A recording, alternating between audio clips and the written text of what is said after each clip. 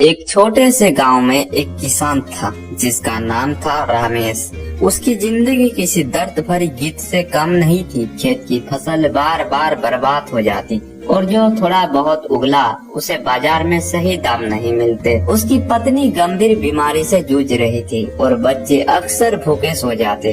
गांव वाले उसकी गरीबी और हालात का मजाक उड़ाते, जिससे रमेश का दिल और टूट जाता। रमेश ने कई बार भगवान से प्रार्थना की, मंदिरों में जाकर माथा टेका, लेकिन उसे कोई फर्क नहीं महसूस हुआ। अब उसे लगने लगा था कि भगवान सिर्फ अमीरों की सुनते हैं, गरीबों की नहीं। एक दिन जब उसकी हिम्मत जवाब दे गई, रमेश ने फैसला किया कि अब वो जंगल में जाकर अकेला रहेगा, शायद वहाँ उसे सुकून मिल जाए। गांव के पास एक घने जंगल में वो यूं ही भटकते भटकते पहुँच गया। तभी उसकी नजर एक बूढ़े संत पर पड़ी।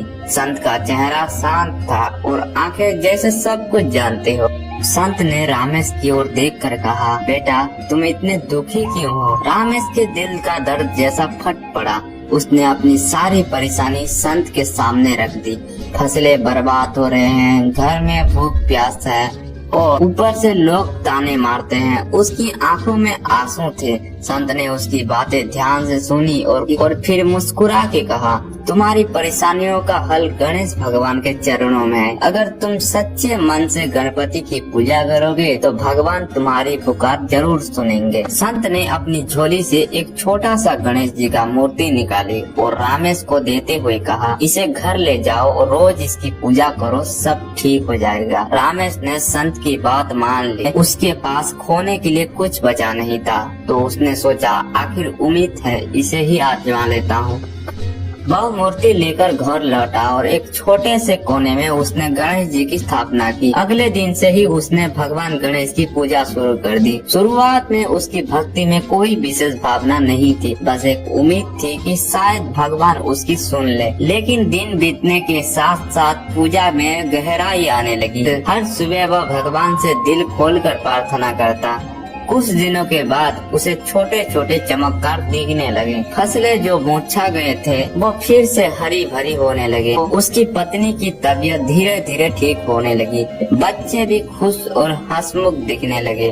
रमेश को लगने लगा था कि उसकी प्रार्थनाओं का असर हो रहा है। फिर एक रात रमेश को सपने में गणेश भगवान के दर्शन हुए। भगवान ने मुस्कुराते हुए कहा, तुम्हारी भक्ति सच्ची है, तुम्हारी तपस्या और विश्वास ने मुझे प्रभावित किया है। अब तुम्हारे जीवन में सुख और समृद्धि आने वाली है, थोड़ा और धैर्य रखो, सब कुछ अच्छा होगा। रमेश ने जब ये सपना देखा तो उसकी उम्मीद और भी मजबूत हो गई। अगले ही दिन गांव में एक व्यापारी आया जो रास्ता भटक गया था। वह रमेश के घर के पास आकर रुका और उससे पानी मांगा। रमेश ने अपनी गरीब हालात के बावजूद व्यापारी का स्वागत किया। उसकी दयालुता देखकर व्यापारी इतना प्रभावित हुआ कि उसने रमेश की सारी फसल खरीद ली और उसे उचित दाम भी दिया। व्यापारी ने जाते वक्त कहा, तुमने मुझे मुश्किल वक्त में मदद दी है, ये मेरे लिए बहुत मायने रखता है। मैं तुम्हारी और मदद करना चाहता हूँ। अगर तुम चाहो तो मैं तुम्हारी खेती को बड़ा करने से तुम्हारी मदद कर सकता हूँ। रमेश ने खुशी खुशी ये प्रस्ताव स्वीकार कर लिया।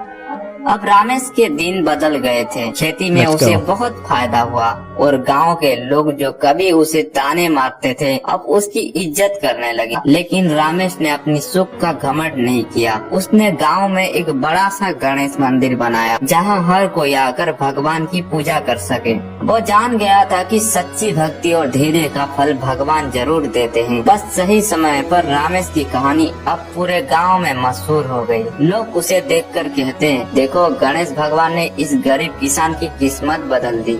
और इस तरह रमेश की जिंदगी में एक नया सवेरा आया जो उसकी भक्ति, विश्वास और गणेश भगवान की कृपा का परिणाम था। ये कहानी बताती है कि जब इंसान सच्चे दिल से भगवान की आराधना करता है और धैर्य रखता है तो भावनाओं जरूर उसकी पुकार सुनते हैं।